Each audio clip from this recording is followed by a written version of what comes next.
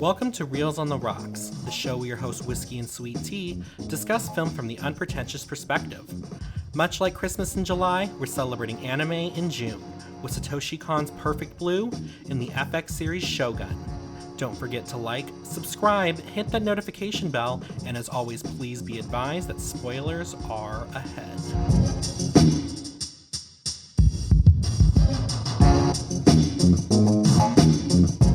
Welcome back, weebs, to another thrilling episode of Dragon Ball Z. I mean, Reels on the Rocks.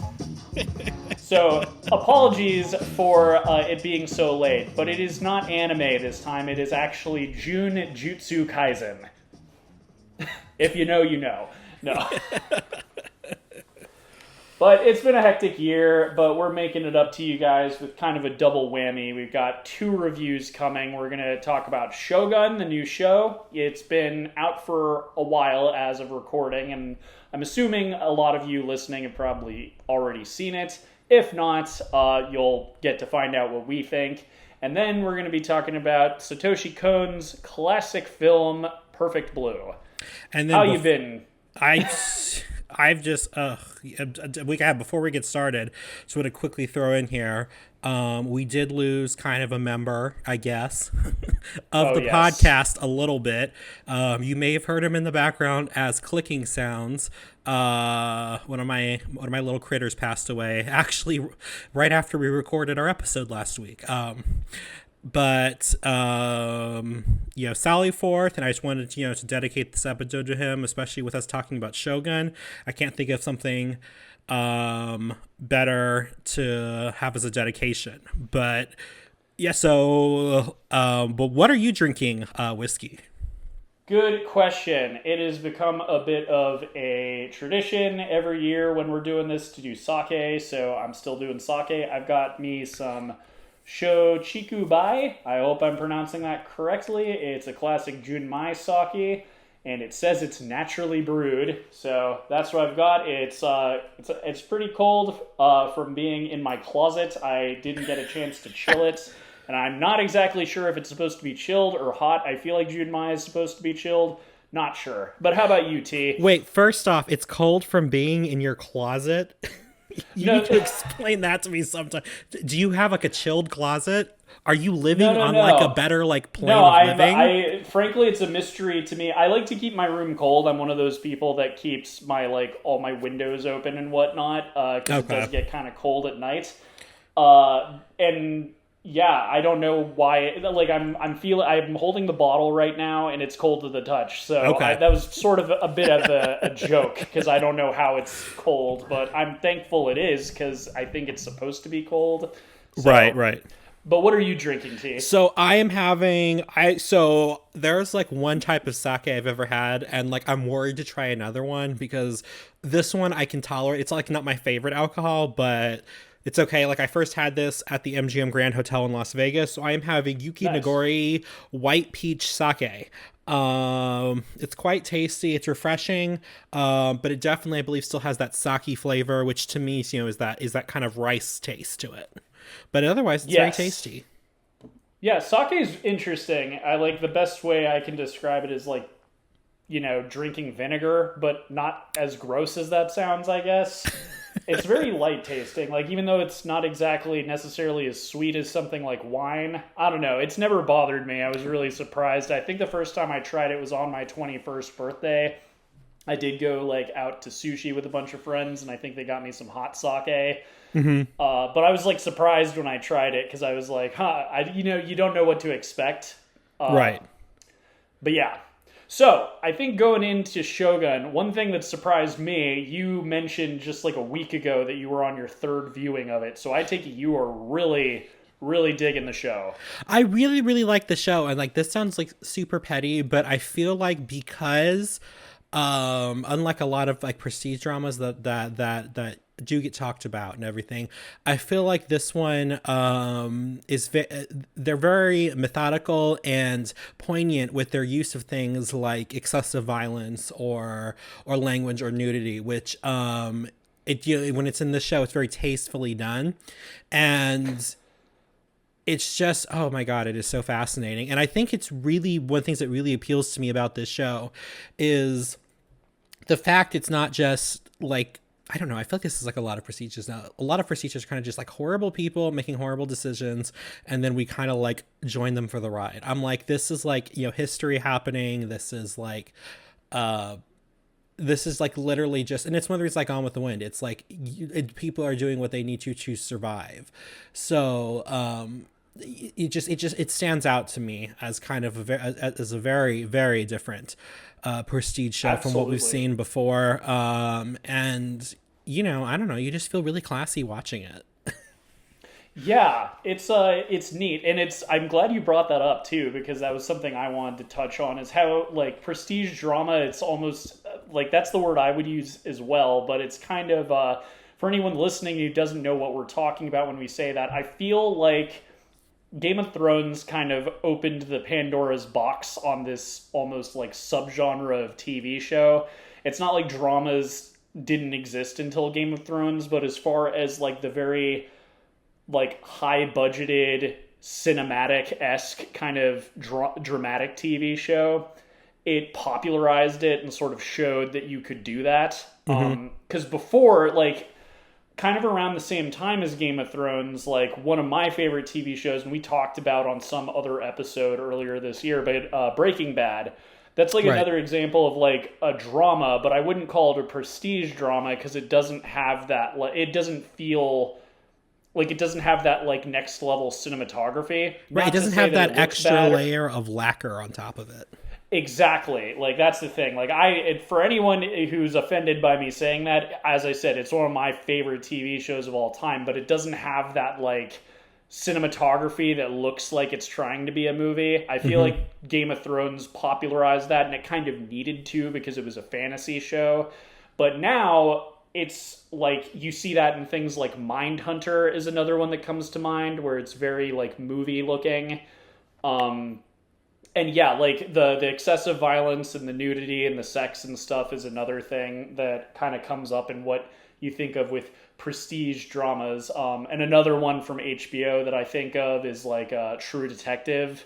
Right. And we could keep going and stuff, but it's something that everyone is like trying to kind of duplicate these days, but I like it. Anyone who's listened to the show knows I'm a bit of a cinematography whore, so like I like it when shows look like movies. Yeah. That being said, I don't like it when things are uncreative. But the other thing, I guess one question I had, so when I knew that we were only going to do one episode of anime this year, I suggested, let's do a TV show because we don't talk about TV shows so much, and I was still in the middle of watching this, and so I suggested. Had I not suggested reviewing this, would you have watched it on your own? Probably not, because I probably would have just kind of shelved it as like another sort of, just prestige drama that's trying too hard. But I'm so glad you did get me to watch it, because it is an incredible series. And like one of the things about it is a lot of, I think, prestige series, and this is just my personal opinion, like when you're talking about like True Detective, or you're talking about I don't know, whatever the other FX shows are, or like those other ones that are on HBO, like I forget, it's like it's Shattered Objects or stuff, stuff like that. I forget what that one was. But I just feel like a lot of times they're essentially just soap operas that have been kind of glossed up a little bit. Yeah. And I feel like this really rises above it, because I mean, does it have, some petty drama? Yeah, but to the point to where it's realistic. But I'm not sitting here questioning with this show. Really, is that really the choice we're making? Unless you're supposed to, because somebody's dumb. But for the most part, I'm not like, yeah, okay, well, we saw that coming. I've been quite surprised many times by the turn of events that things have taken. I remember people talking about, specifically, it's that show that ended Secession. They were talking about, how calculating, I think, everybody in that was. When I'm looking at this show and I'm seeing the amount of calculation that these characters did, and I, as far as I know, I could be wrong, but as far as I know, is either based on real life events or was real events or inspired by. I could be completely wrong, but to think that these people were calculating this in real life, so many like thousands of years ago. It's or hundreds of years ago. I'm sorry, hundreds of years ago. Hundreds of years ago. Pardon-moi. Yeah, but hundreds of years ago is it's brilliant, and it's just like there's so many untold stories in history that are waiting for their chance to shine. Like this is now. I do know because when I was asking people about this before I started watching it, that this is the second adaptation of this story. Yep.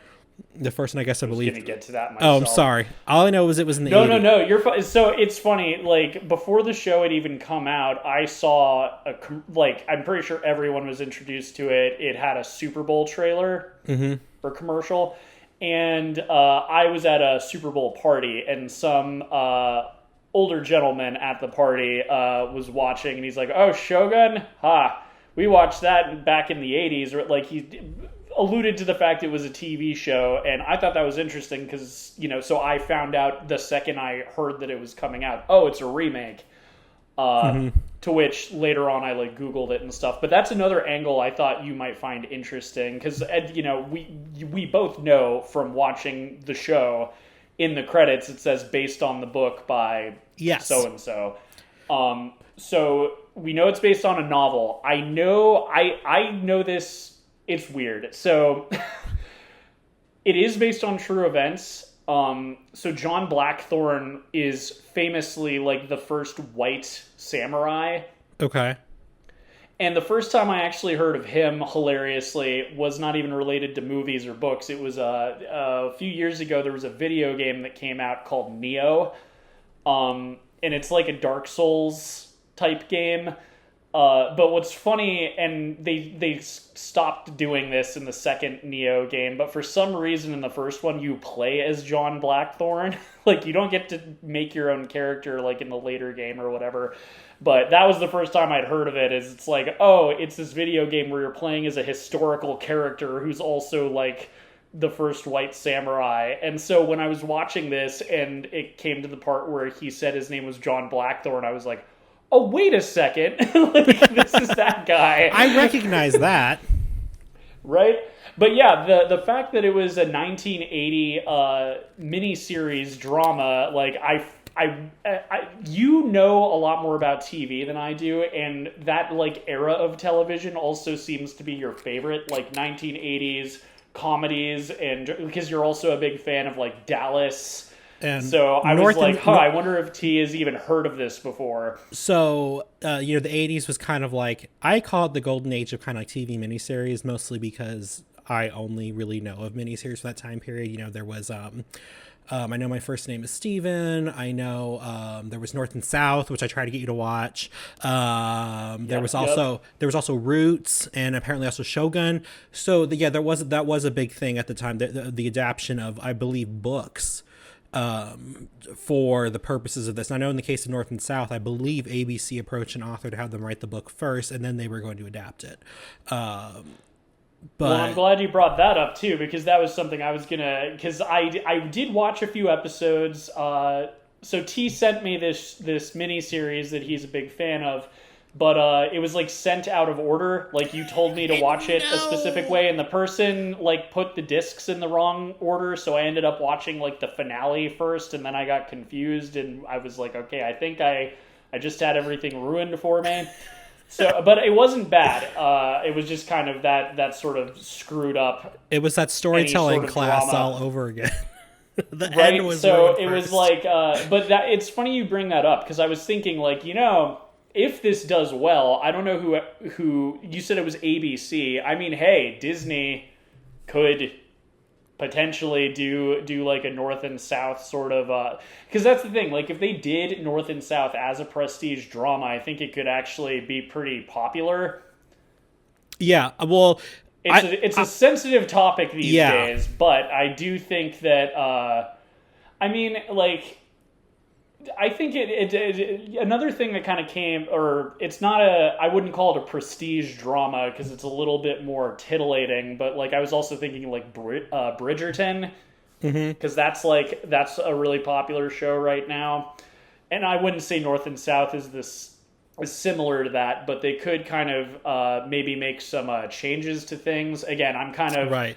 I'm not great because I didn't watch the whole. I watched the end of the show, like, so I don't know if anything happens that would be like potentially like controversial. Now, again, the period of history and the topic and subject matter is a little bit touchy these days, but I do think. I don't know. What do you think? I do think. Well, I do think it would be too touchy for right now. However, I do believe though that from what I remember, it's been a quick minute since I've watched the series, but I do believe, like, I know one of the main complaints people have with Gone with the Wind was the fact that it didn't show the horrors of slavery, and this series very much did so, as much as they could on network TV. But there was no qualms that plantation owners were not good people. That Yeah. is made clear in the series. Which it does create a sense of moral ambiguity for the audience, because one of our protagonists is the son of a plantation owner, so he would inherit the plantation. So, it's get you to empathize with him, but at the same time being like, ew, with what you're doing. But yeah, I think there was talks about readapting it a few years ago. And I didn't go anywhere. So I'm curious to see if somebody reaches back and pulls it through again. And if they do, I'm assuming they'd probably put it either on FX or HBO, because I feel like they'd want to make it much more true to the time. Oh yeah, well, and true to these prestige dramas, they would also make it very hard R, probably some sex scenes, some Yes. violence, Yes, all of that sort of just don't put stuff. Quentin Tarantino in charge. No, I think it could work, especially if you have some people of color like involved. Right. But again, I haven't seen the whole show. Also, like, I don't know if there were any like slave characters that were like main characters in the original, but that could be like kind of a new take on it. I know a few years ago there was a remake of Roots. I don't think it was considered as good as the original. Right. But I do think it did okay. It's like it was a while ago. I feel like it was over a decade ago when they did that, but I remember that was a big deal when that came out. But Yeah. speaking of the history, like I thought this was very fascinating, because I would say, like, if I were to say what the show is about, it's about cultural exchange, like when you boil it down. And one thing I thought was kind of interesting about this show was how both sides thought the other was savage, Yes. and that they both kind of were in their own ways. I did not know that boiling people to death was a form of execution. And hilariously, this is not the only show that I saw was doing that. There's a bit about boiling people in the Three Body Problem as well. So two Oh, how shows in the same fun. year. I was like, oh wow, this is a really horrible way to die that I didn't know people were subjected to. But like, yeah, just that's like one of those things But I you mean, wouldn't know about Japan. you've never Oh. heard of like the Iron Bull? Oh, I've heard of the Iron Bull. I'd never heard of boiling people, though. I mean, I feel like the it's Iron kind of Bull was like worse because anyway. But today yeah, Whiskey like, will it's explain one of to those- us which form of torture he prefers. right? So it's something, especially a lot of people that might not know, because Japan is such a very like polite society these days, and they don't really practice capital punishment much from what I know. I don't even know if they really do the death penalty anymore, but it's like almost kind of a 180 from how they historically were for most of their history, because they were like the meanest Asian country, like, as far, and I feel like this show really does not shy away from the fact that if you sneezed in the wrong direction, you'd get executed in Japan. Oh my god, like that poor gardener. Yeah. No, Oh and my- that was interesting too, how he was like kind of taking the fall, because I think if I remember correctly, he Yeah, was they- like they- sick. Well, he also ended up working in their favor as supposedly being the spy for the area. That's what it but, was. But then he there was also the thing with the pheasant, and how he kind of just like, oh yeah, if you touch, you die. I'm like, dude, you can't. Even at the beginning, I'm like, Yes. you can't say that here. No, and that too. That was such a good episode on, because you also, like, as I said, this is a show about cultural exchange, and I like how John Blackthorne is like learning as much as they are about him. Yeah. About how his actions have serious consequences, and that's like one of the best episodes for me of that, because he's not thinking of the fact that his servants can get punished severely for not obeying his orders. Yeah. And so he's like trying to do this thing like, oh, this is this food that I have. You got to let it ferment. They don't really understand what he's doing. Don't touch. And yeah, like the guy had to touch it because people were complaining, and because of that, he was executed. I also love that they had the town meeting about this. They were like, and yes. The council ordered this was a house issue, not a town issue. And then, one of the big themes throughout this is death with a purpose, death without a purpose. And in his case, it seems sort of, at first it comes across as senseless and without purpose. And then you find out later they're able to utilize that to protect the actual spy. So, it did have a purpose. That's kind of an ongoing theme throughout this entire show, is death with purpose, death without a purpose. And, just how both sides see the issue. Exactly.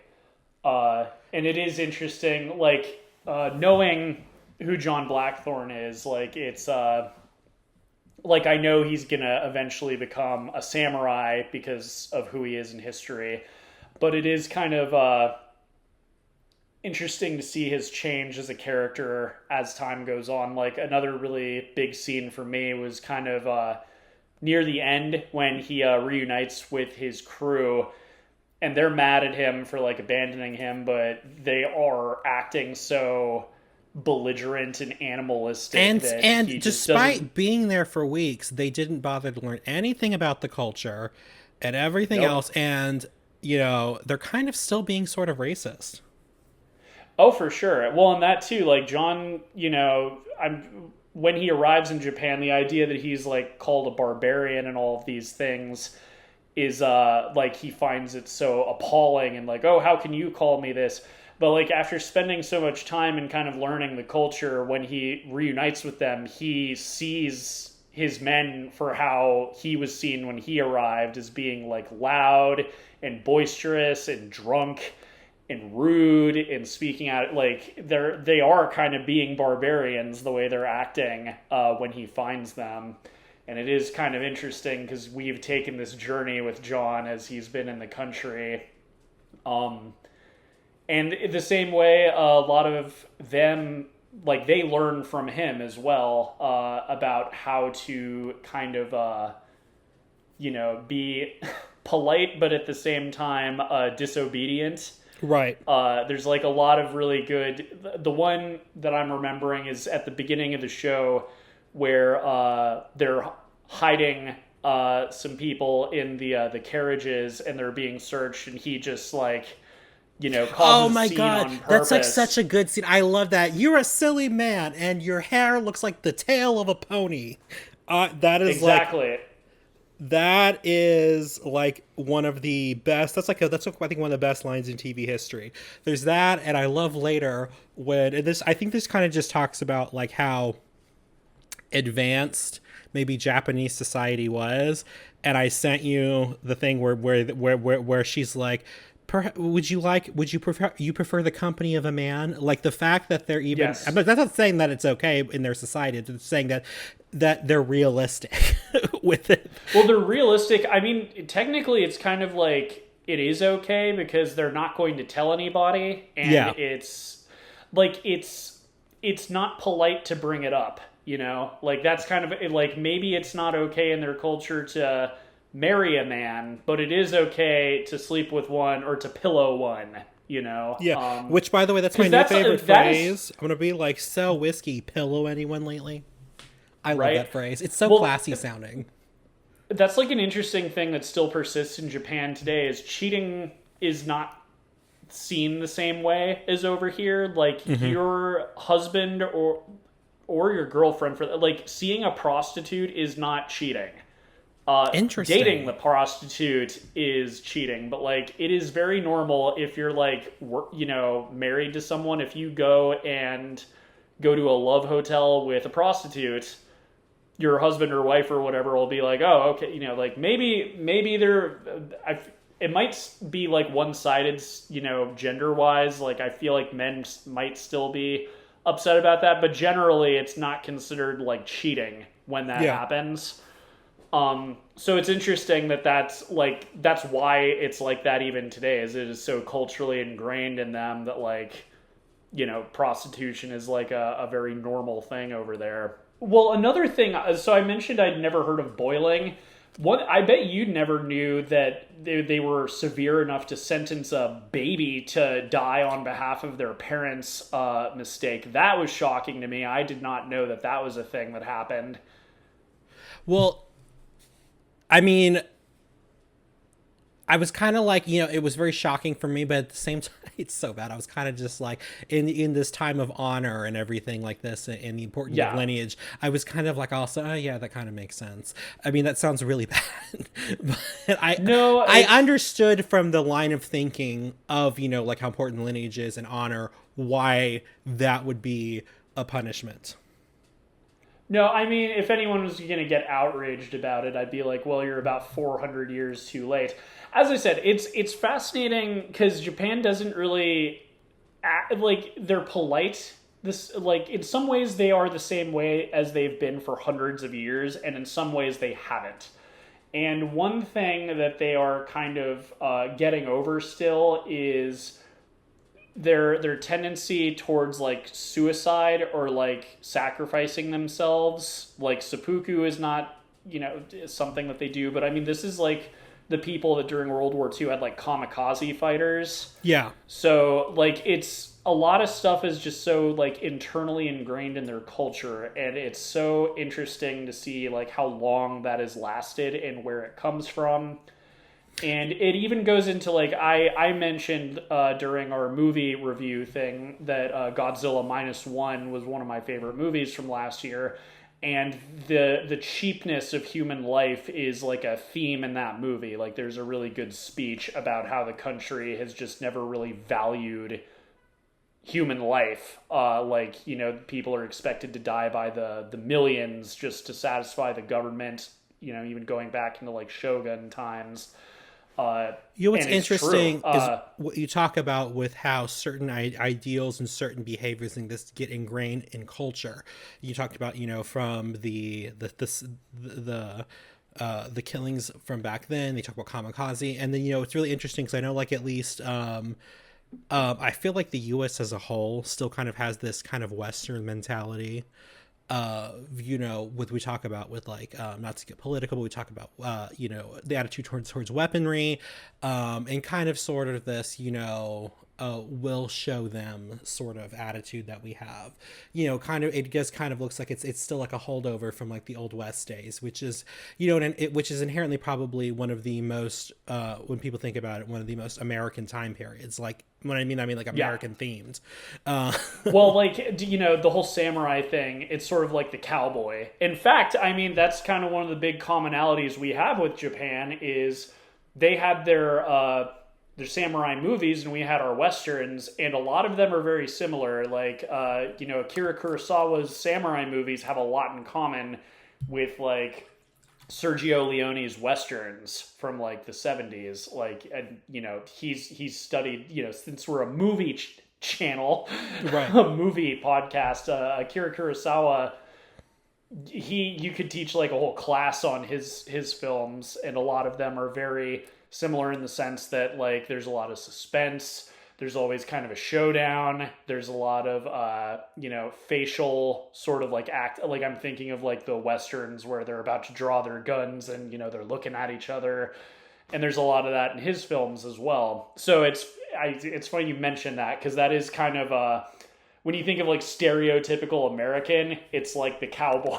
Like someone was gonna like act like what they think an American is, the same way someone might dress up like a samurai and be offensive in like Japan. It's like, but So I'll go into. I was kind of thinking, well, what's an interesting thing I could talk about with this show? Because, spoiler, everyone loved this. It's already been renewed for 2 seasons, and when I go to Rotten Tomatoes, the critics, it's 99%. Only one person gave it a negative review, and that person didn't even say anything particularly mean. So I was thinking, okay, well, critics don't tend to embarrass themselves as much. But what about the fact it's 90% for the audience? What some type of entertainment, especially with a show like this in the West, where there's like weirdos who take Japan a little bit too seriously or other things a little bit too seriously.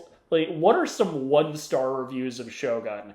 Because again, I'm sure a lot of you listening have seen the show, and you're probably thinking, who in their right mind would give this 1 star? Oh my god, tell me. OT. I found some good ones. Spill. What is a good one to start with? How about this one? So, John B. on April 29th gave this 1 star. And what he had to say about Shogun was, what a load of rubbish. Bits of it a bit like the book, the rest of it truly a Disney version. Think Bambi and Old Yeller. I'm sorry, what show was he watching? This is so not like Bambi and Old Yeller. Oh, yes. So, here's a good one. So, this person, Aaron S. on May 1st wrote, what a mess. The main feeling I got from it was nihilism, darkness, and despair. Lots of pointless cruelty and violence, including torture. Only giving it an extra half star because the visuals are incredible. But it's shallow beneath the surface. A documentary on the period would have been 10 times more interesting and satisfying. I was actually going to say, and then he says he gave it an extra half star, but it's only 1 star. So maybe, probably because he wanted to give it half a star. I don't know what he's talking about, because this show has lots of very deep emotions. In fact, I actually think you benefit from a second viewing, especially if you're somebody who watched this when it first came out and it was on a weekly basis. Because I will say, I personally did have trouble keeping up with all the alliances behind the scenes and everything like this. And it's very interesting to go back and see everybody's actions from beginning to end, now knowing how everything ends up. Yeah. Well, part of the reason I screenshot this one was because it sounded kind of like at the end, pretty much, that he just didn't like it because it wasn't a documentary.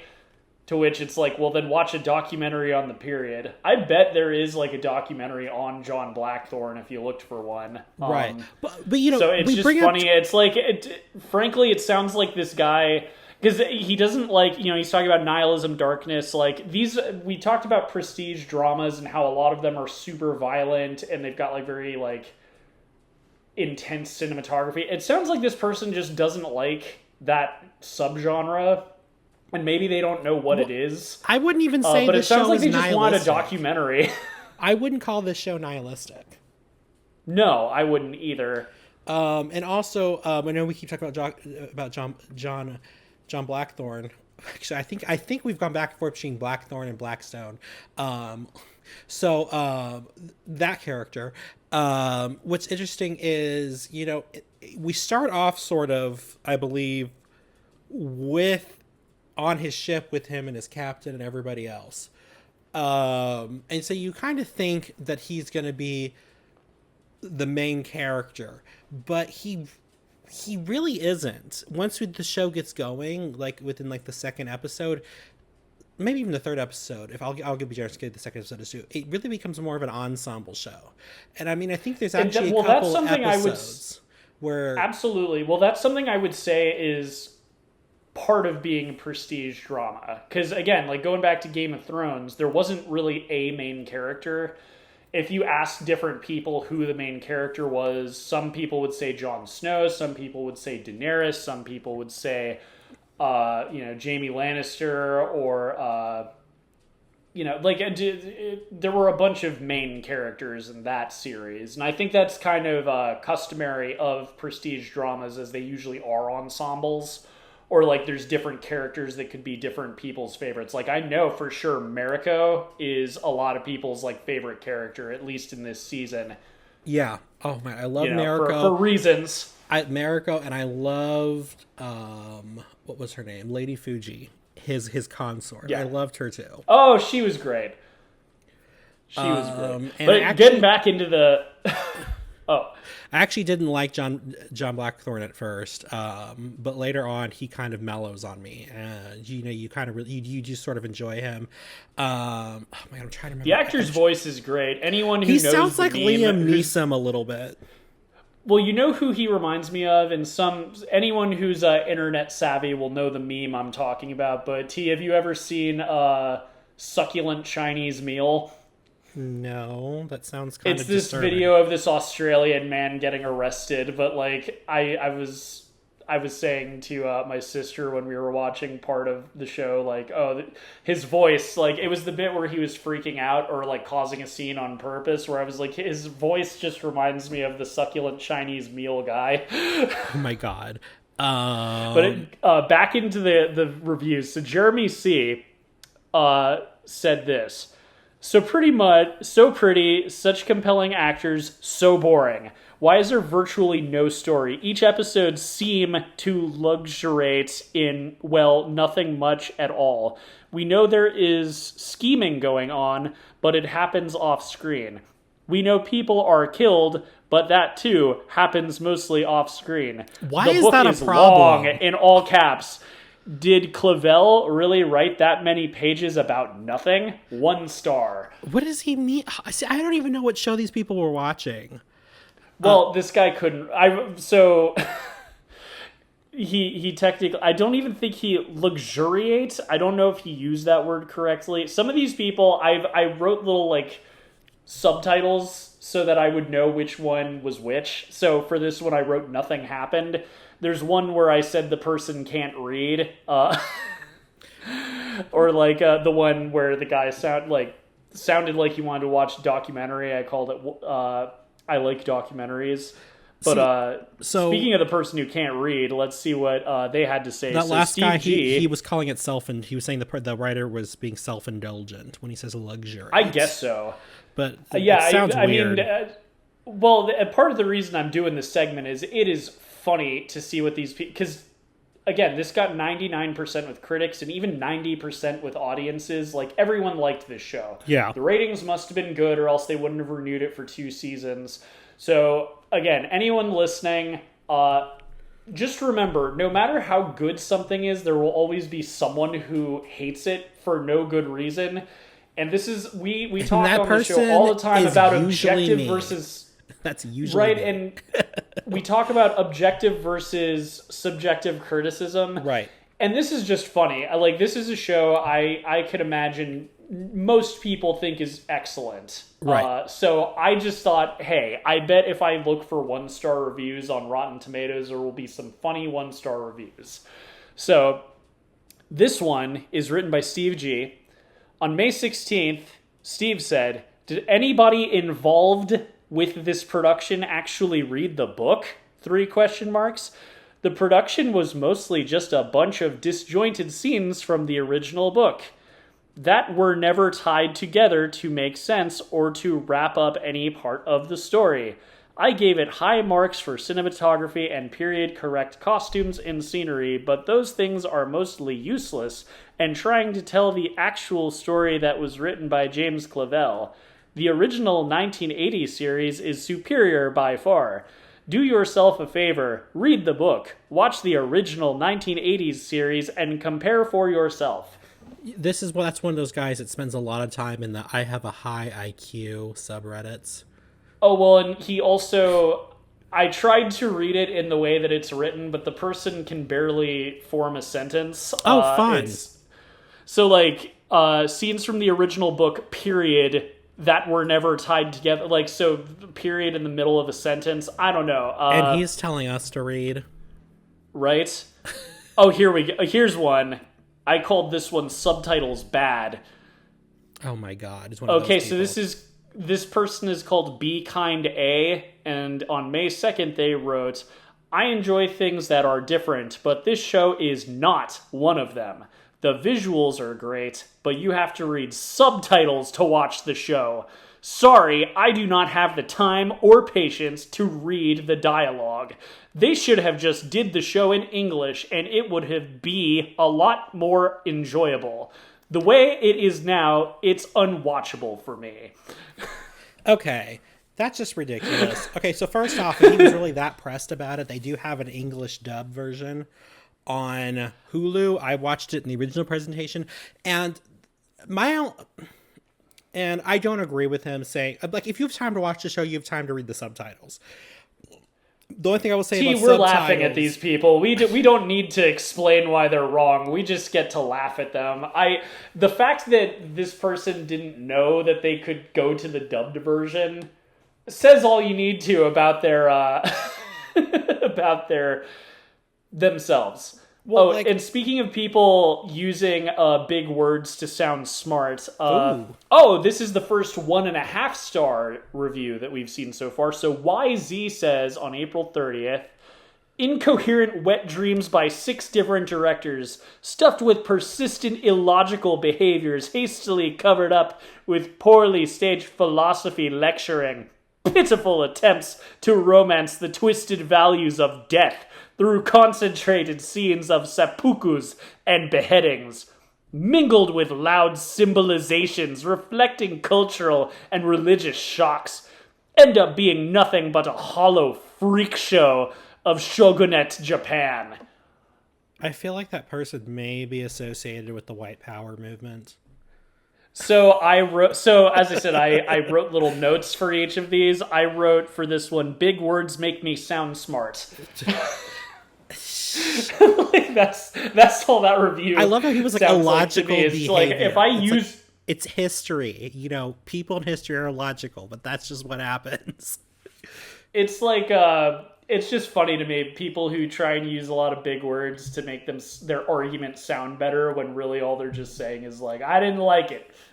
And again, like part of this is I there were 1-star reviews where they pretty much said kind of similar things, but without being super rude. These were funny to me because they were very subjective. Like saying, I don't like subtitles, the show is bad. Like, that's not a real critique. That's like, you don't like subtitles, you don't have to watch subtitles. Yeah. And if you don't like subtitles, maybe don't watch the show. That's not like this is a show where there's people speaking different languages. It's literally part of the story. Yeah, especially with John Blackthorne does not speak Japanese, he is in the dark for like 2/3 of the show. He also doesn't technically speak English. That part was in English for our benefit. Yeah, that's true. Yeah, he's technically speaking Portuguese, and you're right. Like that could have been in Portuguese. So again, the whole thing is very silly. It sounds like the original miniseries might have just been in English though, based on one of the reviews I already read. It made it sound kind of like that was the case. But I left the funniest one for last. So I'm going to do this one in a silly voice. And I'm also going to see if you can guess what the punchline to this joke of a review is. Okay. Buckle up, because it is long. Oh, and hey, this person gave it a 1.5 stars. So how generous. One. So Ross W. says, Oi! I was amazed to find out this series had positive reviews.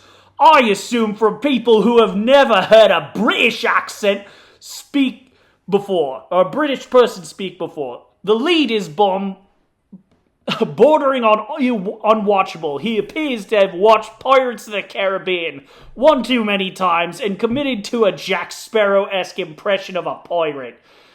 It is wildly distracting, especially when there are so few other English speakers in the series. Very straight-acted, serious-sounding Japanese lines are juxtaposed against... Okay, I'm going to stop with the... Yes, please do. Juxtaposed against the guy who sounds like he's jumped out of a poor cartoon parody. They also gave him these wildly unrealistic blue contact lenses, which combined with his over-exaggerated facial expressions, give the impression of a teenager on TikTok doing his very best cool Jack Sparrow guy bit. I could only stomach an episode at a time because every time he came on screen, I groaned. Even when he's silent, his gurning is so hugely distracting as he seems incapable of even closing his mouth, lest he surrender a smidge of melodrama. The series is at times so slow-moving, it might as well have ground to a halt. Gratuitous violence scenes seem sprinkled in purely to try and shock, and the other half-arsed sex scenes are just as bad. Half-arsed sex scenes. This is interspersed with very slow dialogue of people kind of sat around discussing how serious everything is. Many of the characters are wildly melodramatic. There is a big bad evil man who is evil because ... question mark.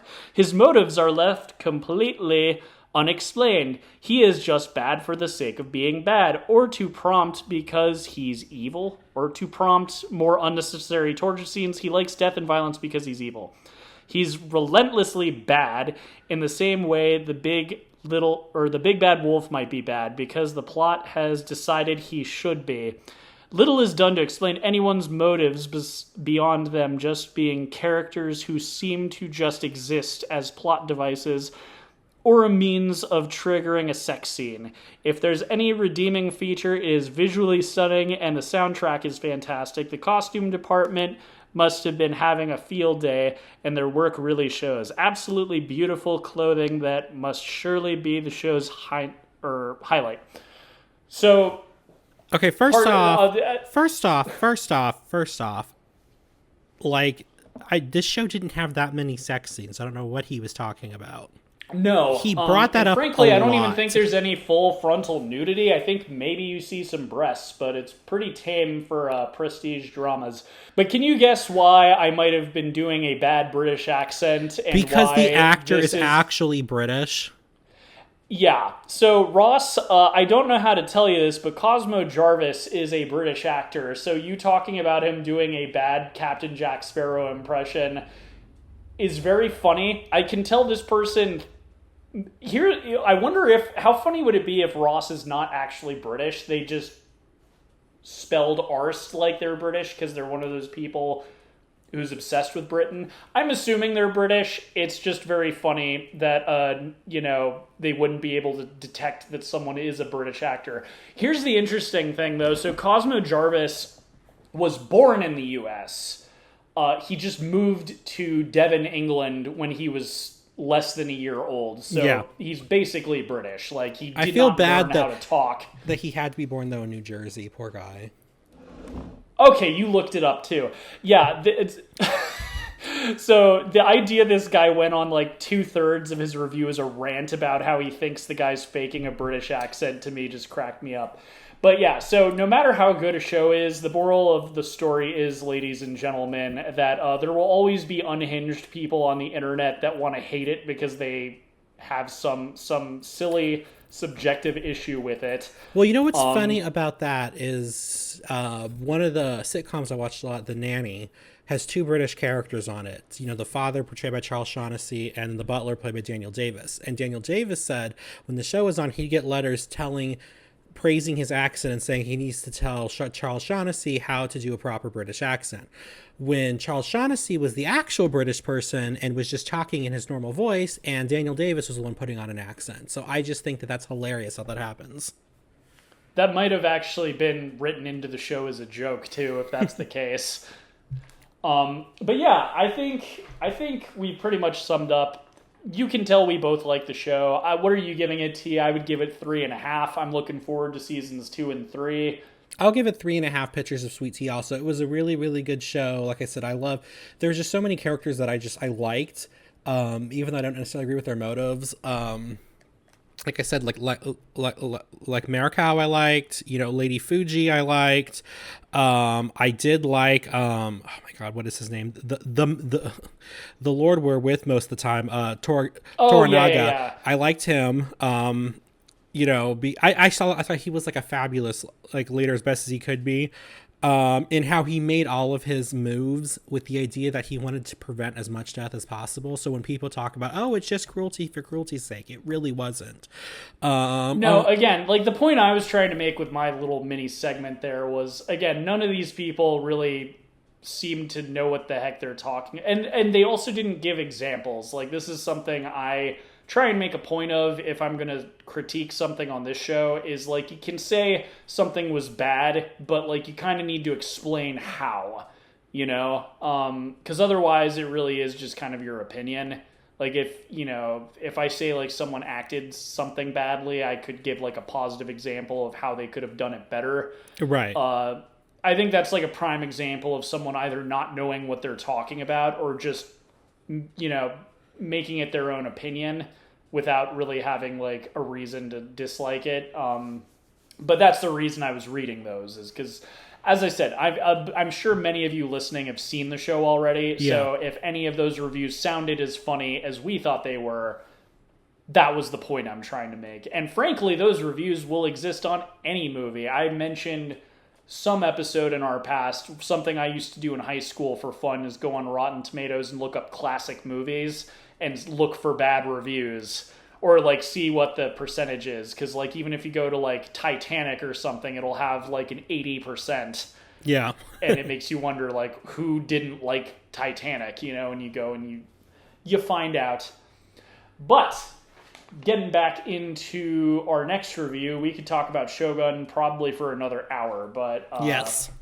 I will say, do you think you're going to check out the 1980 miniseries now that you've seen this one? I don't know, because I've tried doing that before, and sometimes for me, what can really sell me on a story is like a certain character's portrayal or a certain actor's portrayal of characters. And so, you know, I kind of fell in love with these characters, but, you know, I wonder if I would feel the same, you know, with a different portrayal. Like, I've talked about how, like, when I talk about, oh, I love Harley Quinn, I'm like, I like Margot Robbie's Harley Quinn. You know, I'm not super into like the animated Harley Quinn. So, you know, it's kind of a sort of that situation. So I'm kind of, I'm on the fence about checking it out. I might or might not. But I will definitely be tuning in for the second season. Yeah, some of the negative reviews I did not include in my segment were just saying that they preferred the actors from the original show, which, again, was not something funny, and also at least they're giving you an example of what they didn't like. So yeah. There you go. Solid criticism. And frankly, that too, I think the ones where they did that, they gave it like a 3 out of 5 stars or something like that. So again, it wasn't even really worth going into. But for the feature presentation, we'll be talking about Perfect Blue, Satoshi Kon's debut film from 1997. Here in the States, it debuted on August 20th, 1999. Its budget was 3 million yen, which was surprising to me. I think that seems kind of low. Like, I'm guessing like what, 3 million yen, that's like only a couple $1,000. So I don't know how that works out. But so it grossed, and this seems to be a thing with anime in the 90s, like even when they're, because it was the same thing with like Ghost in the Shell. I don't remember how much it made, but it did not make a whole lot. But so worldwide gross for Perfect Blue was $563,130, which frankly, if 3 million yen is as much as I think it is, that technically might still be a profit. So Satoshi Kon is the director.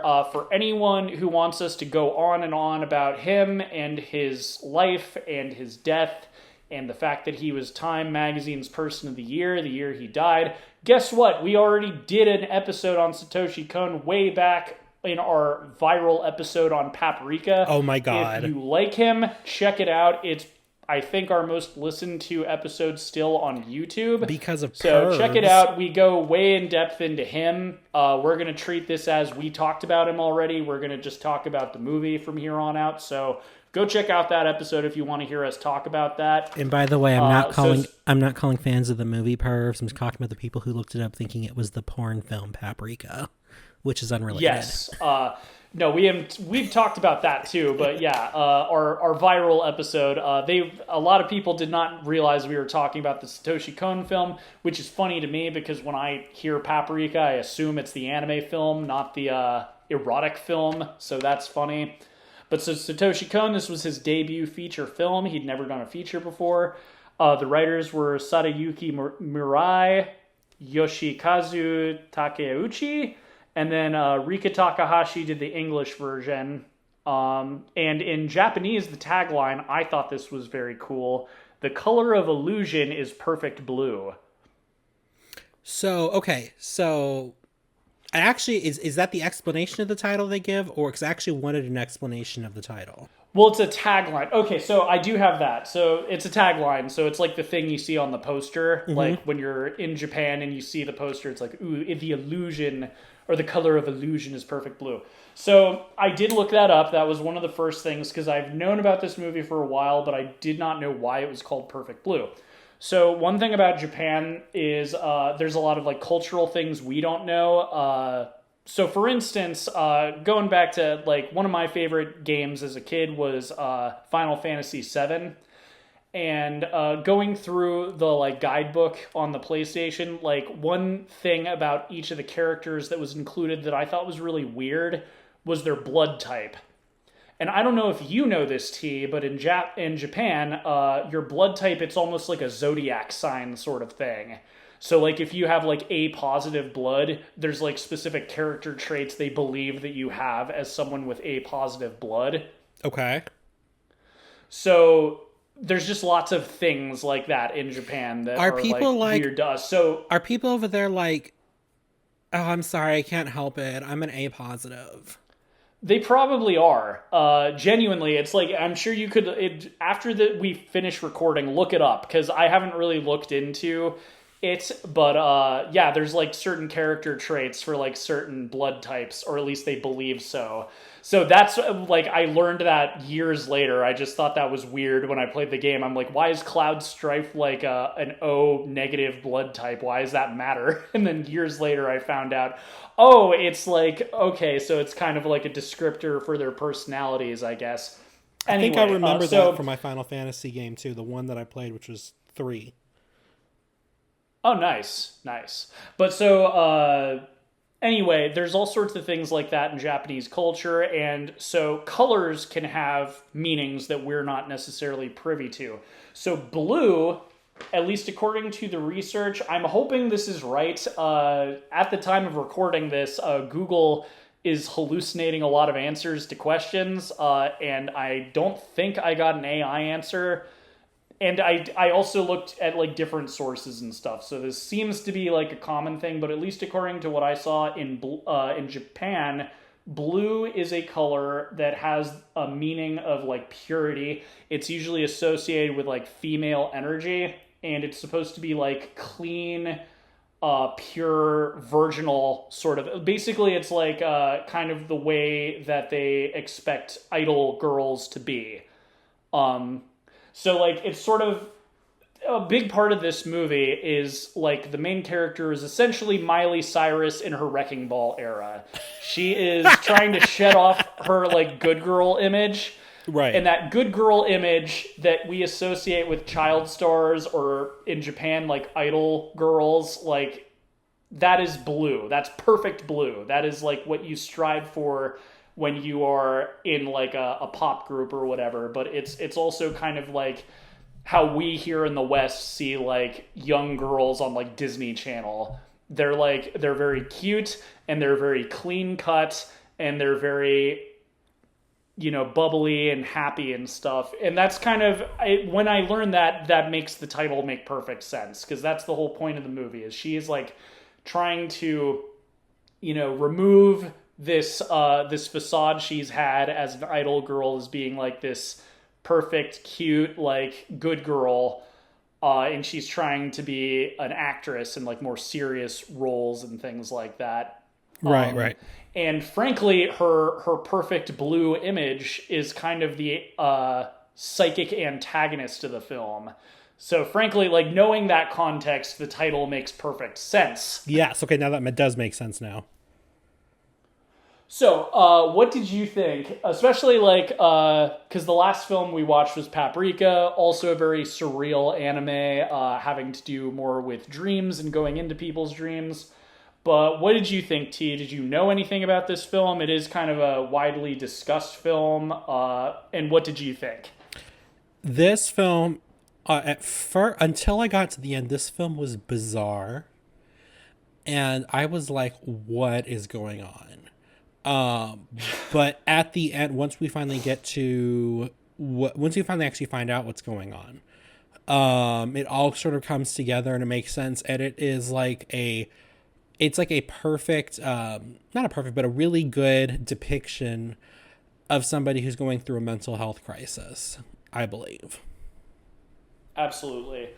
The other thing that really, this movie is aged like fine wine or fine sake, because this came out in 97, right? So the internet was brand new, and we hadn't really, I don't even know if the term parasocial relationship existed.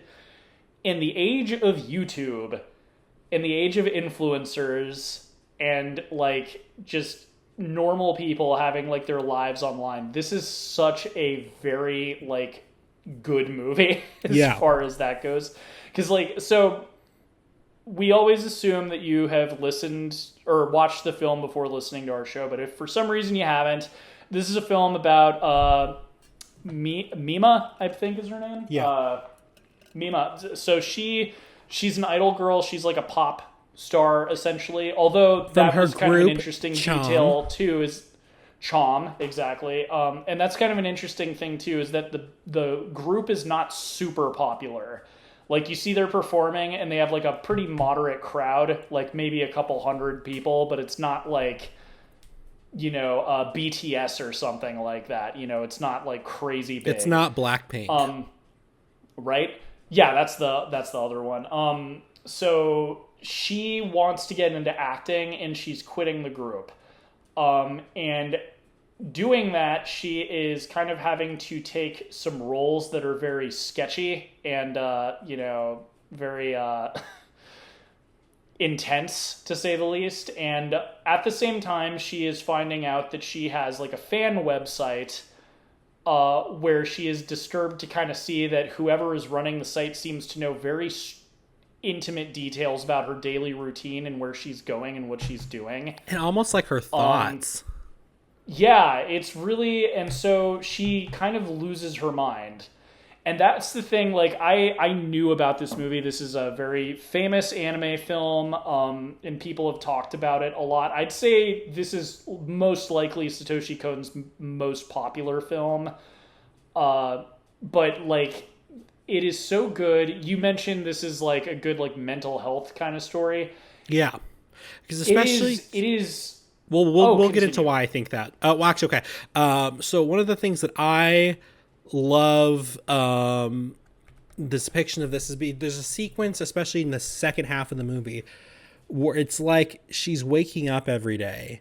Yes. And it's almost like you think, okay, wait, is this a dream? Is she waking up for a dream? You know, whatever. But it's basically this kind of just flash, you know, just depiction of every day almost happening just so quickly. She can't remember really what's going on. And then in the middle of all that going on, we find out at the very end that she was also being gaslit by somebody she was depending on to be her steady rock to keep her sane. So, you know, seeing her to panic to this point and this upset and you know the fact she couldn't even, she had trouble doing her job, she had trouble, and then they even had us questioning what was reality, because there's even a point where you think there was like a bait and switch where she had gone crazy and she was in a mental facility, and the people that you thought were the actors on set were actually the people who were investigating her. It was like it was really good because I just feel like for somebody who's had like a mental break like this, you start questioning like what is reality, what isn't reality, you know, the passage of time. Have I seen this before? Have I not seen this before? It has you basically questioning everything, and it did it in a way to where even it disoriented the viewer. You know, not just, you know, the character, but you were also disoriented because you couldn't get a grasp on what was going on. You think, okay, we got it figured out. I got something to hold on to. And then she'd wake up again and you're like, okay, so that wasn't it. And you kind of just kept going. And it wasn't really until, you know, everything lands that you figure out what's going on. I completely agree. And that sequence, I knew exactly what you were going to talk about before you started talking about it. The term for that, like waking up into a never-ending dream, is called Jacob's Ladder.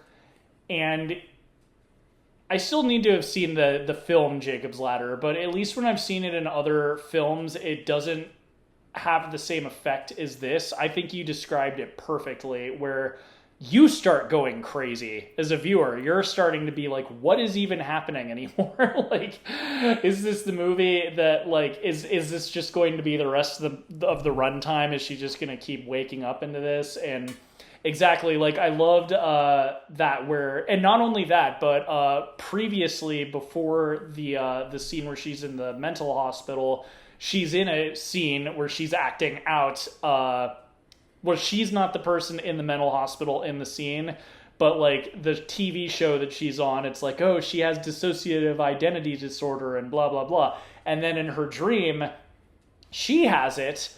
Yeah. And then that comes full circle at the end of the film, where we find out the person who was gaslighting her actually had it. Yeah, yeah. And we'll get into that once we get into the ending, because as I said, I've heard a lot of people talk about this film, and I'm actually really impressed that somehow the ending was not spoiled for me. I knew everything about this film except the ending, and I got to give props to the internet for somehow keeping that under wraps for me, because it was a really good ending. But yeah, and then there's like a lot of other things that are, you know, they existed at the time this came out, but like her stalker, for instance. And I'd say one of the most iconic moments in this movie is like right at the very beginning, where, you know, he's out in the crowd while she's performing with Chom. And he does that like thing where when you're looking at him, you're like, what is he doing with his hand? And then from his perspective, you see he's like, it looks like he's holding her in the palm of his hand. Yeah. And I love, it's such a great image, because it really just shows how insane he is, and it also shows exactly what he thinks of her. Like, she's almost like his toy. Well, what I thought was fabulous about this is it kind of gives you sort of like a red herring antagonist. I mean, he's sort of a part antagonist, I guess, but he's not the true antagonist. But what I liked about that, because at first I was like, of course they'd make the antagonist look all super creepy and everything at first, until you find out who the real antagonist is. And then you're just like, because at first I was like, oh, they kind of missed an opportunity here to be like stalkers hide in plain sight. They don't look like creepy, bizarre people. And then that's exactly what they did at the end. And I was like, oh, very impressive. Yeah, and that's kind of, so like throughout the movie, I mentioned that her perfect blue image is sort of a psychic antagonist. So like as she is pursuing her acting career, things are happening in her life that are making her doubt her decision and kind of fear that maybe she is making the wrong life choice and that she should go back to the idol group. And that manifests with sort of this like version of herself that I would call her perfect blue self. That's like, oh, why you shouldn't do that scene in the film. Like, I don't do any nude photography. Don't do any, you know, and it's like this very bubbly, almost fairy-like entity that she can see, but no one else can see. And it always seems to manifest when things are going poorly, like and that's kind of there's like a point where things turn and things start going well for her, but like initially it's like she's acting and she's not getting any roles, and then Chom has their first hit without her. They actually got into the top 100 of like pop songs, and it's when she's not with them, and it's right as she is like not really getting any roles on television. And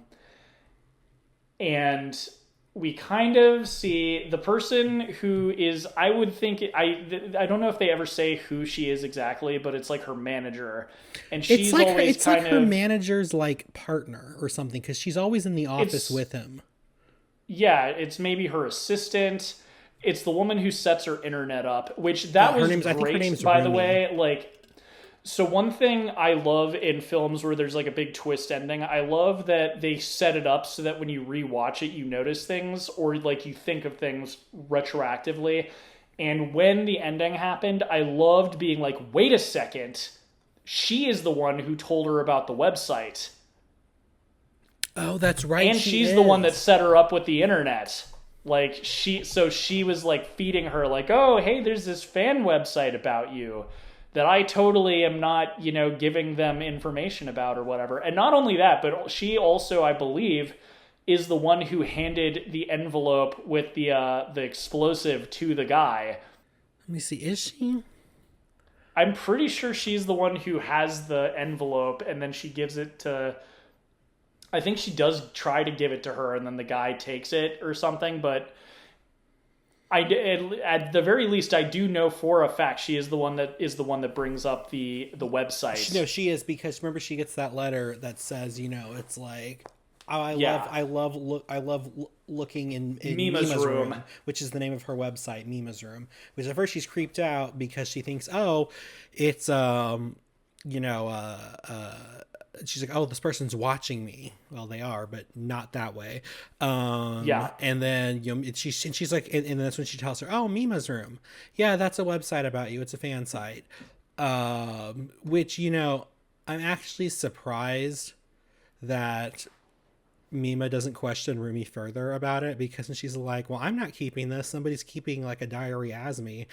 And because apparently Rumi's, she's familiar with it because she tells her what it is, but she's not like, yeah, it's kind of weird. Obviously we know why she's not, but that should have been a red flag from the start for the viewer.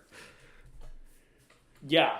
No, well, and that's kind of, she seems, I don't know how old she's supposed to be, but I'm guessing she's like 20 or 21, because she seems very, like, naive. Because it takes her a while. Eventually she gets creeped out by the website, but it's only once she's, like, thinking, well, wait, how do they know where I went to lunch? How do they know what I got for lunch? Like, but at first she, like, likes the website because she's, like, happy, oh, wow, all these people really care about what I'm doing. Right. And it's only once she sees all the intimate details where it creeps her out.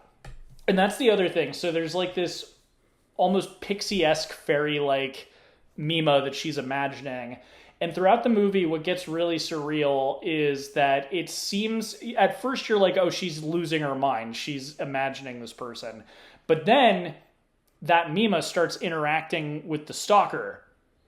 And that's where it starts getting weird, because you're like, how is that possible? Like, how is that like a paranormal entity? Like, has she manifested this thing that's now trying to actively ruin her life? But no. And that kind of goes into the ending. But I love how it does make you... It has an air of mystery to it. One thing I did kind of preparing for this, and I wasn't able to find very much, but I was seeing if I could find an interview with Satoshi Kon, or like him talking about like maybe what inspired this film or something. Okay. I wasn't able to find anything super specific, but I did rewatch an interview I watched back when we saw Paprika. And I'm sure back in that episode I'm talking about it kind of more in the sense of his surrealistic style. But the interview was about this film. And one thing he was like talking about was like, we didn't really want to spell it out for the audience. We wanted to keep them guessing. Because the interviewer was talking about like, I guess some people weren't able to figure out what the movie was about, or like what was going on in the movie, which... at the end, it's pretty obvious. It kind of all comes together. Like, you're not supposed to get it like from the beginning. Yeah. Well, and that's what's kind of great about it too. Is it's not like completely incoherent. That's what I find weird about that line of questioning in the interview. Is it's like, if it was just like completely disorienting constantly, where you're just not even understanding where she is or what she's doing, I could understand that. But the most disorienting it gets is that sequence you were talking about, but it also is closer to the end of the film when things are resolved. And it's kind of a reflection of where she is mentally, because she's at her breaking point at that point in the film. Like, she's been enduring it gets so the much point, stress. It gets to that point where she just looks on the website and she's like, okay, I guess I went shopping today. Like, she didn't, but she's basically just accepting this now. Yeah. Well, and that's like the interesting thing too is like at a certain point she's like not just taking it from like her stalkers, she's also like her life is getting stressful. One thing I actually thought was kind of great about this as well is how balanced it is with not just talking about like the fans, but there is something to be said, at least in my opinion, of the fact that doing all of that stuff to tarnish her perfect blue image actually does get her acting roles and stuff. And it is kind of nice because for the first like third of the movie, she's really struggling to even get a role. But then when she does the sexual assault scene, she starts getting more roles. And then same thing when she does the nude photography. And it kind of makes you think about like, well, why is that helping her acting career, you know? And thankfully, you know, she's not actually being, like, at least from what I could gather from the film, none of the people overstep that boundary. Like, she is definitely in a very traumatic kind of scene in a really seedy looking TV show or movie or whatever it is. Yeah. So, you know, it is still an intense scene to shoot, but it's not like she's actually being sexually assaulted. And It's like they cut in the middle of the scene and the actor's like, I'm so sorry, and she's like, no, yeah, it's no, fine. and that too. And I actually like that where the guy is like, you know, oh, cut, and he like whispers, I'm sorry, and she's, oh, it's totally fine. So, like, yeah, like, she's not actually being, but the scene is really intense, and for the whole thing, I was like, man, at least shoots I've been on, like, I feel like stuff gets cut a lot more frequently. I'm guessing it was TV or something. But it's the same thing with the photographer. I know. She does, like, Was that? Because at nude first, photography scene, and the dude doesn't, like, try and sleep with her or anything. He doesn't even, he's, like, close to her, like, oh, yeah, do that facial expression, but he never oversteps any boundaries. I mean, he does get her to take off all her clothes. He does, but it kind of seemed like that was the intention going into it. Like, she knew going into it that that's kind of the stuff that he did, and she, like, agreed to it. It's, you know what I mean? Like, he didn't, like, try and, because that's, like, a thing, especially, like, in modeling, where there's a lot of male photographers who don't keep it within the photo shoot. You know what I mean? Yeah. It's like, and that does not happen. Like, yes, it is a nude photo shoot, but he does not, like, you know, force himself on her afterwards or anything like that. Yeah. And so, like, that's what I find interesting is, like, that side of things is, like, stressing her out, but more in the sense that, like, there is no way she can go back to her old career after this. It's not like people are abusing her in the industry, so to speak. Yeah. It's more like she's burning a bridge almost, and that's stressing her out. And I also, as I said, I think it's interesting that doing all of these really kind of seedy things is actually helping her acting career. I feel like there's something to be said about that. I mean, it's disturbing, but that's still kind of true to this day, is that, you know, I think even in Hollywood today, for actresses to be taken seriously, they have to do topless scenes or you know, graphic sex scenes or something, you know, which is something that men don't have to do. It is true. It is true for women. Which again, like, I feel like this film is kind of good at making you question why, you know, because it's not like she had to act better to be in those scenes or take her clothes off. But it makes you wonder, like, why is it this stuff that got her a role? And it is definitely worth talking about in Hollywood, because you're right. It is like a whole thing with actresses, like, oh, doing a nude scene or doing your first sex scene or something like that, and it opens doors for you. But why? Right? Yeah, why is it that it? And going into the kind of more upsetting stuff, something I did notice this in one particular scene, but I didn't realize it was like a full-on kind of whatchamacallit, like call out, so to speak. But so, are you familiar with Darren Aronofsky, T? Oh my god, I know that name, and I can't tell you why I know that name. But Requiem I know as soon as you Pi, The Fountain, Black Swan, Noah, The Whale. That's him. Yeah, Darren Oh, Aronofsky. that's right. He's a famous director. Isn't he like super creepy though? No, I don't know where you're getting that. I thought that. Oh, wait, He's very religious, at least recently, like around 2010-ish. Like he got very devoutly back into Judaism. Like he's always been Jewish, but he wasn't very religious. But for some reason, like around that time, he just got full speed into it. But no, he was kind of I would say, like, when I was a teenager, he was definitely one of my favorite directors. He's kind of hit or miss these days. He's still very good. I thought The Whale was fine, probably not his best movie. But it's very... Once this was pointed out to me, and I thought back on Perfect Blue, it made a lot of sense. And the one scene that I did notice... So, have you seen any of Darren Aronofsky's films, T? Black Swan, maybe? No, because because that came out before I was still too young to see movies like that. And I remember I was like, oh, I really want to see this. I thought it looked pretty, and I'm glad I didn't when I found out what it was about. Yeah, actually, Requiem for a Dream I've been thinking of talking about on the show, but I also don't want you to be mentally ruined.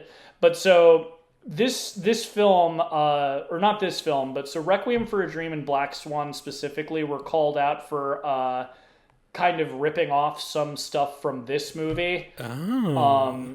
And I kind of see what they mean. So, like, the thing that I noticed, do you remember that scene?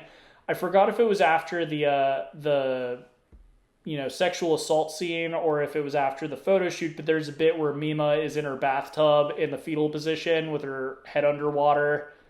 Yes, I remember. Do you remember that. the scene I'm talking? Yep. I know so exactly that is straight up, not just in Requiem for a Dream, but it's also in Black Swan. There's two scenes like that.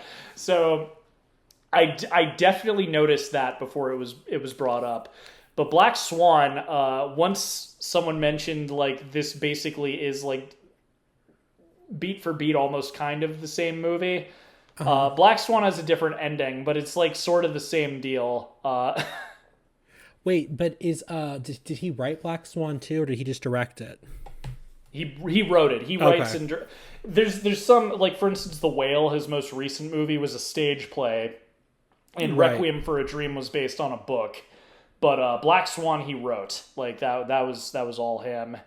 Okay. And even when he is adapting stuff, he usually is the one writing the screenplay. He's one of those auteur directors.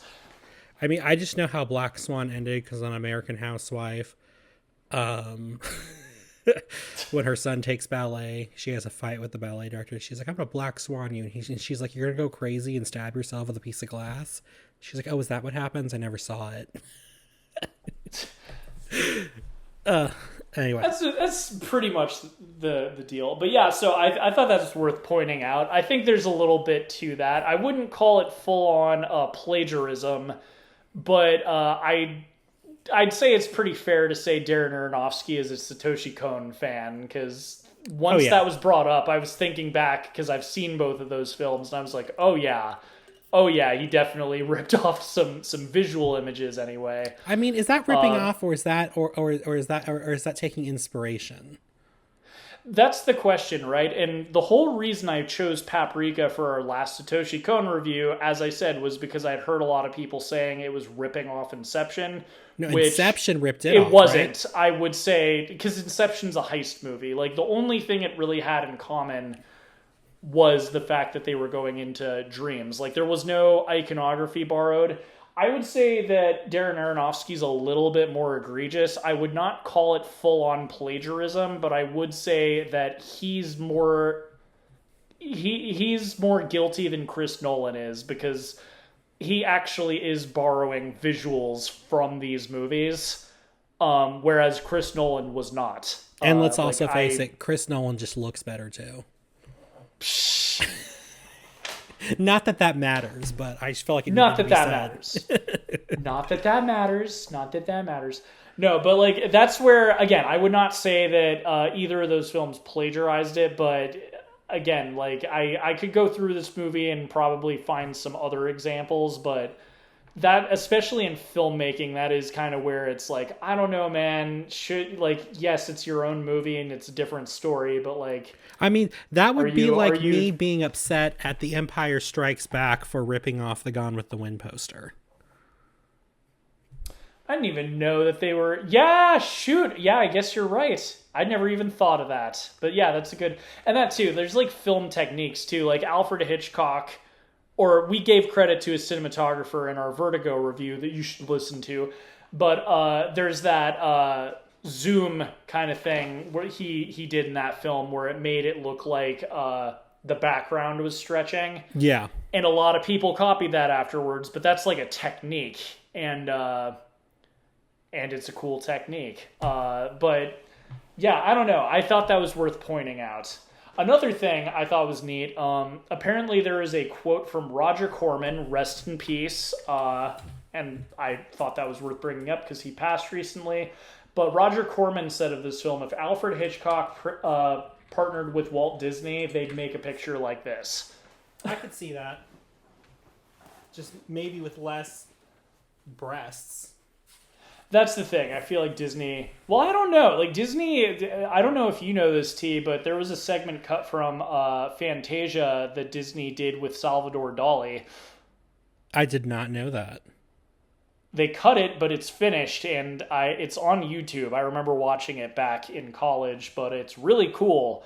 So he was not above working with more, like, adult-oriented artists or, like, more surrealist artists. So maybe he would. It's hard to say. Disney was a complicated man. But I guess it's worth talking about the ending at this point. It's definitely the most interesting part of the film. And that's the other great thing about this is I think Paprika was also pretty brief. It was not like a 2-hour movie. But I like that this is like an 80-minute movie. And same thing with Ghost in the Shell from like last year or 2 years ago. Like I like that these are not like absurdly long. Frankly, that was something I forgot about Ghost in the Shell when we reviewed it. I was like, oh, wow, this is like a nice... I called it like a long episode of the TV show because it kind of is. Yeah. But yeah, so like we pretty much talked about the movie. Like I think we've pretty much talked about all of the biggest scenes because this movie isn't super long. So it's worth talking about the ending. So we find out that despite Mima actually kind of hallucinating that version of herself that's sort of antagonizing her, it turns out that her handler, her manager, someone on her team has actually been feeding information to the stalker who is in charge of the website. It's because she believes that she is Mima, right? She believes that she is Mima, and that is kind of one of the cooler parts of the ending, too, is how it's like their delusions are mixed together, because she is seeing her as the perfect blue version of herself, and the other woman is envisioning herself as the real Mima, who is like perfect blue. So even though there is a physical crazy woman dressed up in a ridiculous, like, Japanese idol outfit, despite being like a middle-aged woman, we are seeing her as like this idealized version of her. And I love that. And I don't know if you caught this, T, but for the whole thing, anytime there's like a reflective surface, you can see her. Like the real her. I love that because because that was something I was wondering when that happened. I was like, obviously she's not skipping around gleefully, like able to catch up with her or whatever. I know. And I was wondering how she was even chasing her. But then you would see in the reflection her just like almost like an animal, like a wild animal, just like running after her, like crazily. Chica was wild and her stamina was amazing. Can you believe that? She like jumped off of buildings and stuff. I was like, this girl is That's wild. Like the scariest part of the movie. And that too, so we also find out, because dissociative identity disorder is brought up both in the TV show that Mima is a bit part in, you know, I wouldn't say starring, she's like an extra more or less. Well, she starts as an extra and then her part gets expanded and it turns out she's the killer. Which, yes. Really quickly, I was very confused about that because it looks like they were still writing it while it was on the air. So I thought, and even he even makes some comments, you know how hard it is to get a part on a drama.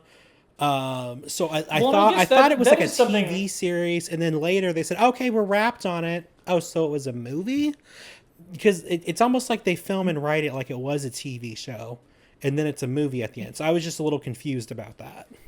Japan's weird. Like, it's kind of, for instance, like with manga and anime, it's different than how things are over here, where it will literally go on forever until the creator or the magazine shuts it down. Which is why One Piece is still coming out with new episodes, like decades later. So I'm guessing television and movies might be the same way, where they can just change it as it goes. I mean, we haven't Right. talked about him, but there's a really famous Japanese director who's done a lot of horror movies. The two that I think of right off the top of my head, Ichi the Killer and Audition. But in 1 year, he directed like 100 films. So Japan does things differently. And that's like kind of something we also skimmed over, is her stalker is sort of a serial killer. He's sort of picking off people he feels like has tarnished her image. Now, okay, I was And he's actually in going to ask you league about with. that. Does the Yes. stalker person do all the crimes, or does Chica do some of them? Crazy handler That's a woman. good question. I think they're in league. I think that she is helping him know where they're going to be. Because That's she true. is in the industry, right? She works for Mima. So I think that the way she's involved is that she is telling him where they're going to be and how to get into their apartments or wherever they are. But that's like a whole thing too. Like, as you were saying, it's like, oh no, she's in a sexual assault scene, and now she's now she's the killer in the TV show, and one of the victims is the screenwriter who because she's going to be in this really raunchy scene. Oh, okay, now I'll write you into the show so that or the movie or whatever it is. Right, it's But anybody that's like a whole who thing. may have been responsible for tarnishing her image, and even her actual manager, and I forget what his name is, but he doesn't die until the end. Now I know for sure Rumi kills him because he makes the comment, "Oh yeah, she's gonna be in another movie," and the whole point was, I guess, is that Rumi wanted Mima, or her alter ego, to be a pop idol. That was like her dream or whatever, that she was living vicariously through through Mima. So when Yeah. Mima leaves, that's kind of when all hell breaks loose. So I know Well, and she that's kills like him, but I think the other ones may have been stalker guy. Yeah. Well, and again, this movie's so good at making you feel like you're imagining things like Mima, because there's that whole point too where he tries to kill Mima and she stabs him, and then she goes back in and his body's missing. Yes, but we And find we out. know it's because, like, by the end of the film, we know it's because she hid the body, Yeah, her manager or whatever did. But this movie is so good at making you wonder, like, right up until even at the ending when her handler is in the mental asylum, like, you're wondering if this is going to be another one of her dreams or something, I love it. She finally because says at the so end, much has "I'm happened, real." right? That's like her And that last too, line. like, and that I another fun fact about this is that this movie almost was live action before, in pre-production, a bunch of the backers started pulling out.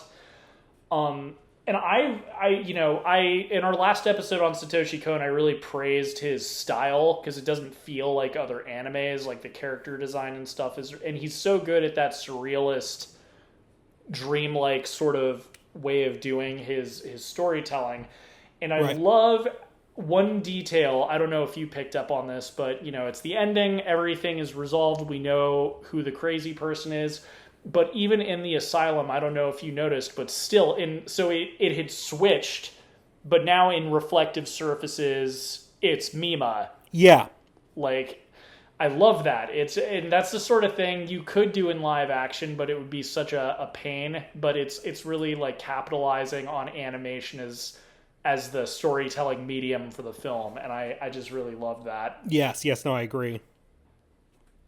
So you're typically into like crime dramas and stuff. That's one of your cups of tea, you might Yes. say.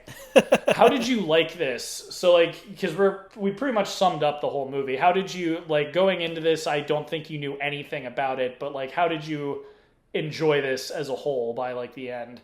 By the end, I really enjoyed it. At first, I was unsure because I will say the beginning kind of meander. I mean, for shortages, I feel like the beginning meanders just a little bit. Once we get into the plot of people, start dying and stuff like this, and then it really it gets going and it moves really quickly. Like it doesn't feel like an 80-minute movie; it feels shorter.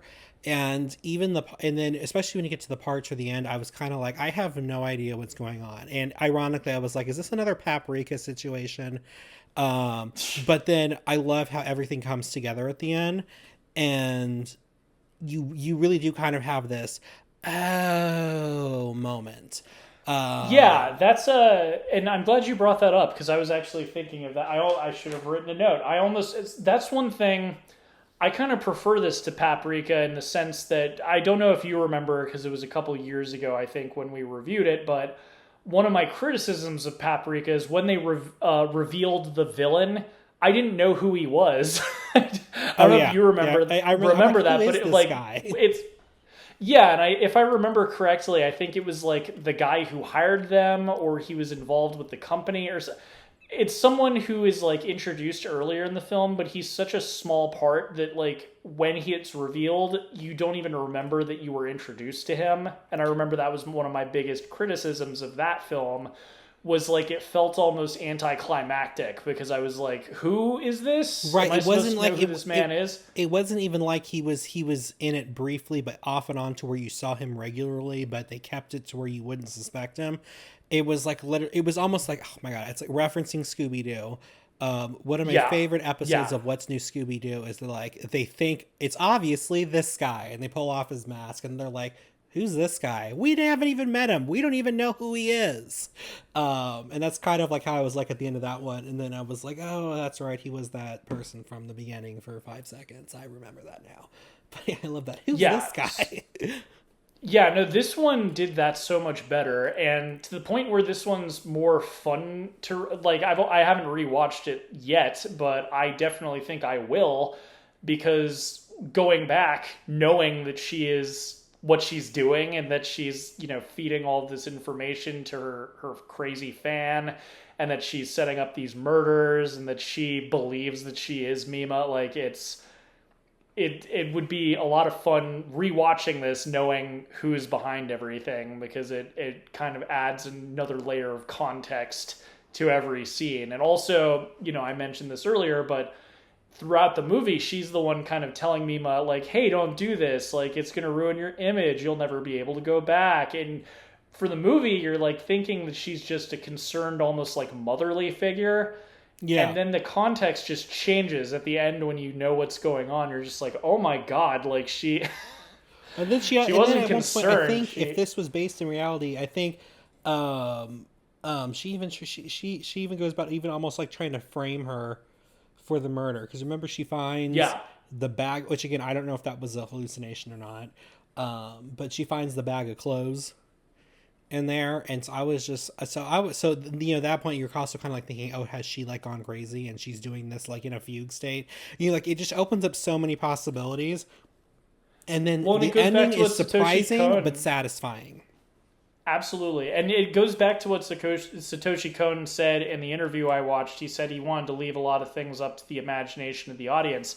And with the clothes, that's a good point. It could either be that she was trying to frame her, or those clothes Mima bought when she went out, right? But Yeah. her handler is insane and thinks she is Mima, right? So maybe she wore the clothes. Maybe it wasn't even she was trying to frame her. It's like, I am Mima. I'm going to wear my new clothes today while I go out and stab this person to death. Which I know that like, person's like not based in reality at all. But I'm also just like, girl, how did you think this is going to end? Do you really think they were going to put you on stage? You look nothing like Mima at all. You're not even the right so age funny. range. So, I mean, like, I know like Right? she's not there, but I'm kind of just like, what was the plan here? Well, and man, and that final sequence where she's chasing Mima is part of it's that music is so disturbing. It almost sounds like disjointed, like wailing or something. Like Yeah, there's the music's really creepy. Also, just the fact she's wearing like a weird, sexy outfit right. uh, makes it worse. And I've she always does go like I think crazy, and she does stab herself with a piece of glass, ironically. she does, and also she loses it when the wig falls off. Like that's another kind of creepy thing. It's almost like when the facade is slipping, like she just gets taken over the edge a little bit. I love that Um, she's ended up stabbing herself with a piece of glass over a wig. right? No, but like I had a feeling you'd like this. It's hard to say because I knew a lot about this movie, but I had not seen it myself.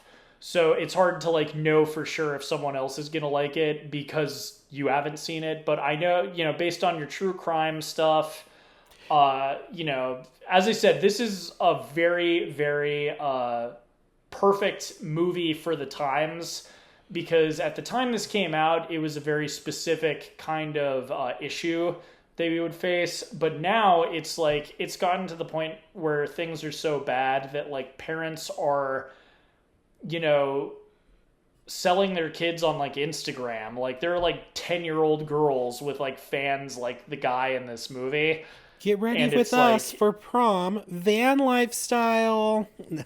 yeah, it's so creepy, man. The way things are today, it's like again, when this came out, I don't even know if parasocial relationships was like a thing that people coined or if that was like more of a Instagram age kind of thing, but this is such a very like Well, I think parasocial relationships and stalking stalking according because I watch a YouTuber called Kyoto Roboto, and he covers a lot of like what he calls language locked mysteries from Japan or unsolved crimes, so like stuff that we usually don't hear about because it's only reported in Japanese. So he reports on a lot of that stuff, but I believe in one of his videos he did say that stalking is a persistent problem in Japan.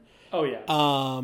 He also I guess, but also what I was going to say about this also is I thought this had come out.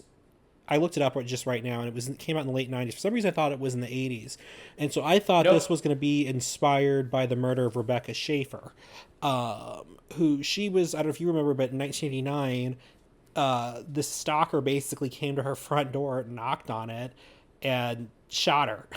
And this was like kind of the first, not really I don't know if it's the first time, but it's one of the major cases that kind of got stalking to be taken seriously. I guess another one I guess you can think about would be I forget what that guy's name is, but the guy who The Bjork guy. who shot Ronald Reagan. He was trying to impress Jodie Foster. That too. The other one I was thinking about was Bjork's stalker who attempted to send her a bomb and then ended his life on video, like a YouTube video, and like had it uploaded somehow. No, he didn't. No, he didn't. Or was it a he live did. stream? It was like on a video camera, I think. But it got. I know it uploaded got to YouTube uploaded later. without anyway. Yeah, there's all sorts of people like this. There was a story from years ago. I remember. I think it was like at idol group meetups. They stopped having like face to face like meet the girls because there was like, or what? Maybe it was like they had to wear gloves. Basically, some of the dudes would you wouldn't want to shake hands. Yeah, with them, they let's say would that go. much. Yeah, they would go before they met their girl, their dream girl, whatever. They would go and masturbate in the bathroom, get their hand covered with stuff, and then go and try to shake her hand so that. I don't know, for some reason they Yeah. wanted to share their seed with her. I don't know. Guys are gross. I don't understand them. Here's a fun question before we give our rating of this. If a famous pop star or actress were to star in an American remake live action of this, who would you pick? Ooh. Let's see for this one. Oh, I do Ariana Grande. That'd be good. Just because her fan base actually doesn't leave her alone in real life, I'd go with Taylor Swift.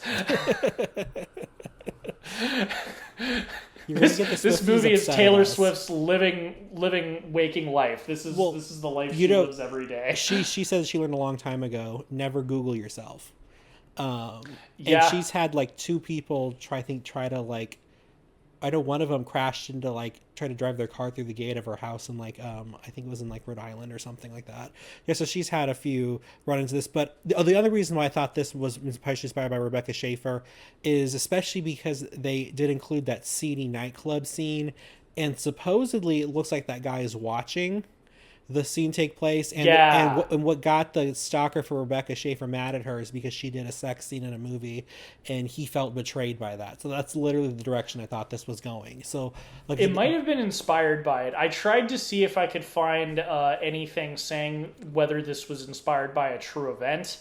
I couldn't find anything, but it's entirely possible maybe I just didn't look in the right place and this was inspired by Rebecca Schaeffer and it just, But that's actually a good foreshadowing as well, because that's the thing I forgot about, is that creepy guy was on all of her sets. Yeah. And that's something where you think, oh, well, maybe it's because he's writing for the website. But how did he get on the set? Someone had to let him on, right? So, of course, it would be her handler, because who is going to let him on the set? Right, she even admits that, I thought he was going to take care of our problems for us, but I guess he couldn't handle it or something stupid like that is what she says. Exactly. So, after basically recounting the entire film, what do you think, T? What do you give this film? I'm gonna give this a taut. I'm gonna give it 3 out of 3 pitchers of sweet tea because it was like a nice taut action thriller. Yes, I mean it is classified as horror online, but much like Silence of the Lambs, I'm gonna put it more in the thriller category than the horror category. I think that's true. I get why. Just like Silence of the Lambs, it is very scary. But I don't know if I'd call it full horror. It does have like aspects of like, because when the people are getting picked off by the stalker, there is an element. I wouldn't call it a full on slasher, but there definitely is some murder to it. But I'm with you in general. I'd say it's more of a Silence of the Lambs, like drama, thriller, suspense, thriller. I'm going to give it the coveted 3.5 out of 4 because I like that it's short. I don't think there's any fat to trim. I can't think of any scenes that I would remove. Even like the repetitive nature of that sequence makes it good because it drives you crazy when she has like 4 days in a row that seem almost like dreams. But that's relevant. So to me, like exactly. It's repetitive, but when you figure out what's going on, you understand why it's like that. This is just like you. This is the only time a Jacob's Ladder sequence in a film has made me feel like I was going crazy. So I give this like top marks for that. I can't think of anything wrong with it. It's another one of those cases of me just not believing in a perfect movie, or else I'd give it 4 out of 4. But despite me really liking Paprika and our review of that, I kind of like this one better. Ironically, it came out like years before Paprika, but I think the writing was tighter. I don't think Satoshi Kon writes... In fact, I don't know if you remember that. Paprika was based on a French novel, so he's not writing any of these, but I just feel like the writers did a better job of like making it like that twist ending actually feels earned, and it makes you want to rewatch the movie because it adds extra context to everything you saw before, and I just think that's really great. I do agree. Yeah, this is a twist ending that did feel earned. It's not like what we had in our last movie we talked about. We were like, the hell is this? Oh yeah. Oh yes. But what do you guys think? Do you think that this is Satoshi Kon's best film? Do you think that we have a problem with parasocial relationships and stalking on the internet today? What's your favorite idol who you stalk? Let us know in the comments if you're listening to this on YouTube. If you like the show and this was the first time that you've heard us, we've got a whole backlog of episodes. We're on Spotify, Apple Music, everything, so feel free to check us out. But until next time, I've been Whiskey. I've been Sweet Tea. Keeping it Kino. And suck it Scorsese. All right, peace out, weebs. Talk to you next time. Bye, y'all.